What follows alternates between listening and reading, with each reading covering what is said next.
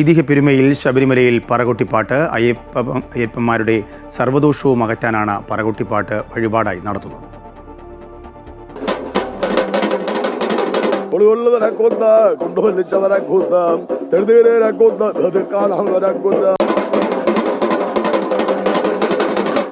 അവതാരമൂർത്തിയായി പന്തളത്ത് വളർന്ന അയ്യപ്പന്റെ ദോഷമകറ്റാൻ ഭഗവാൻ പരമശിവൻ വേലന്റെ വേഷത്തിൽ പന്തളത്തെത്തി പറകൊട്ടിപ്പാടി ദോഷമകറ്റിയെന്നാണ് വിശ്വാസം. പറകൊട്ടുന്നത് ഭഗവാൻ പരമശിവനും പറയ്ക്ക് മുന്നിലിരിക്കുന്നത് അയ്യപ്പനുമാണ്. ശബരിമല ക്ഷേത്രത്തിൽ കുടികൊണ്ടതിന് ശേഷം ഇവിടെ മരണം തീപിടുത്തതുള്ള അന്വേഷണ സംഭവം നടന്നപ്പോൾ അന്നത്തെ രാജാവ് ദേവപ്രശ്നം വെച്ചു പോലും. ആ ദേവപ്രശ്ന വിധിപ്രകാരം ഇവിടെ ഉണ്ടായിട്ടുള്ള ദോഷങ്ങളുടെ പരിഹാരക്രിയയുടെ ഭാഗമായിട്ട് വേലന്മാരെ ക്ഷണിച്ചു വരുത്തി പറകൊട്ടി പാടിച്ച് ദോഷം തീർത്തതിന് ശേഷം മാത്രമേ 18-ാം പടി ചവിട്ടാൻ പാടുള്ളൂ എന്ന് രാജകൽപ്പന ഉണ്ടായി.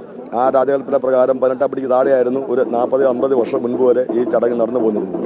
നോക്കുദോഷം, ശത്രുദോഷം തുടങ്ങി എല്ലാ ദോഷങ്ങളും പറകൊട്ടി മന്ത്രം ചൊല്ലുന്നതോടെ ഇല്ലാതാകും. 50 വർഷം മുമ്പ് വരെ 18-ാം പടിക്ക് താഴെ പറകൊട്ടി ദോഷമില്ലാതാക്കിയാണ് അയ്യപ്പ ഭക്തർ 18-ാം പടി ചവിട്ടി അയ്യനെ തൊഴുതിരുന്നത്.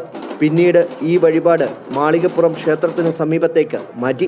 പറകൊട്ടിപ്പാട്ടിന്റെ പൊരുളറിയുന്നവർ ദർശനം നടത്തി ദോഷശാന്തി വരുത്തിയാണ് മലയിറങ്ങുന്നത്.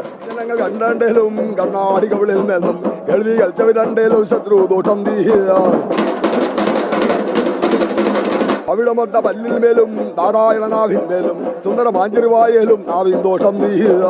ക്യാമറമാൻ മനോജ് പേരാമ്പ്രയ്ക്കൊപ്പം രജിത് കുമാർ, അമൃത ന്യൂസ്, സന്നിധാനം.